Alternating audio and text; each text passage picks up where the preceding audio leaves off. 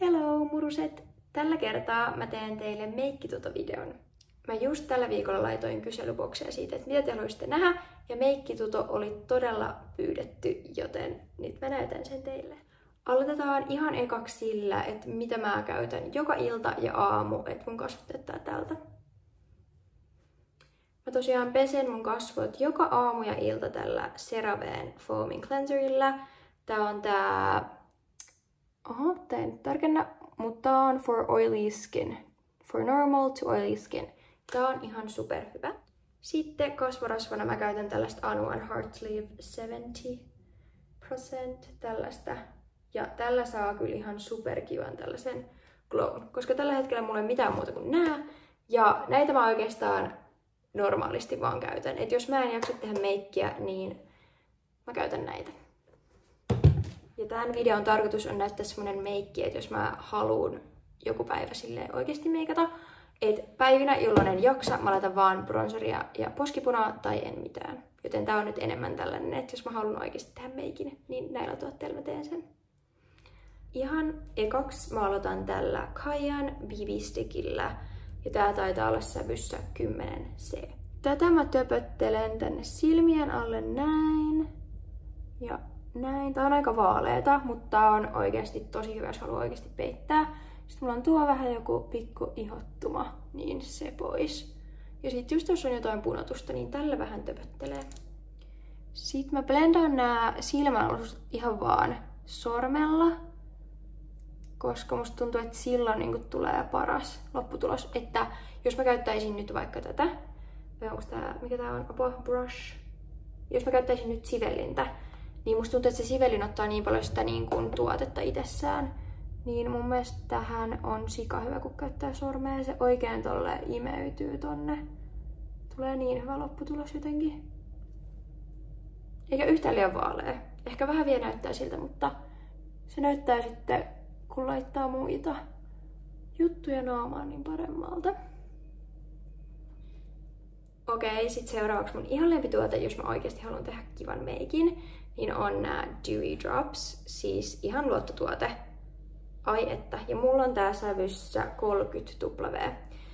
Ja tässä ideana siihen naturaalin meikkiin on se, että ei laita tätä liikaa. Mä käytän tätä tosi vähän, että tällä saa sen kivan glow. Ja tässä on superhyvä se, että jos tätä haluaa vaan käyttää vähän, niin ei tule niin peittävää. Mutta jos sä haluat peittävämmän lookin, tällä myös saa sellaisen.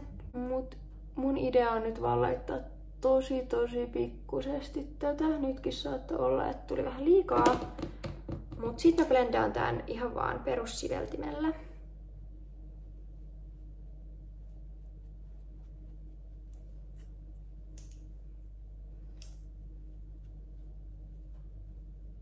Ja niin kuin näette, lopputulos on tosi tasainen, naturaali ja tosi glowy, jota mä itse rakastan. Ja mä en oo siis käyttänyt tähän vielä mitään, esimerkiksi tätä Dewy Look spraytä, joten tää on ihan 100% näillä tuotteilla. Rakastan. Sitten mun ihan lemppari uutuus Kaijalta, niin tällainen matte bronzer, ja mä käytän tätä sävyssä Bombay. Mä yleensä en tykkää puuterisista niin kuin bronzereista, mutta tää on niin ihana, koska tää niin kuin muuttuu vähän semmoiseksi creamiksi, kun sä laitat tätä sun naamaan. Tosi outoa, mutta näyttää siis tältä.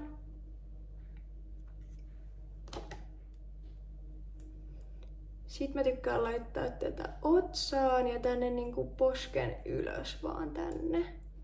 Niin saa kivan sellaisen sun-kissed lookin. Ja älkää pelästykö,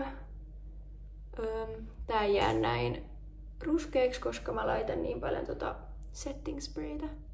Sitten vähän leukoon. Sillä näyttää tasaiselta. Mut siis kattokaa tää.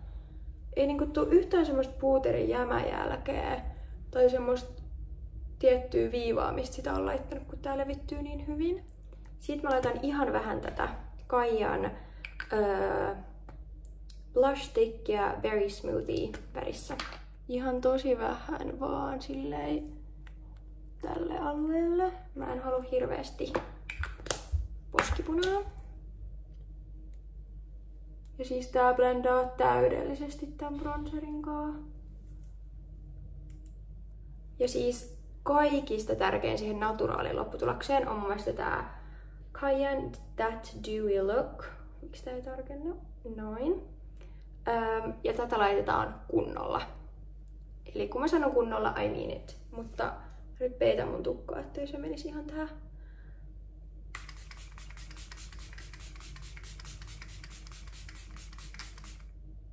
Okei. Tarkoitus on, että naama siis oikeasti näyttää tältä.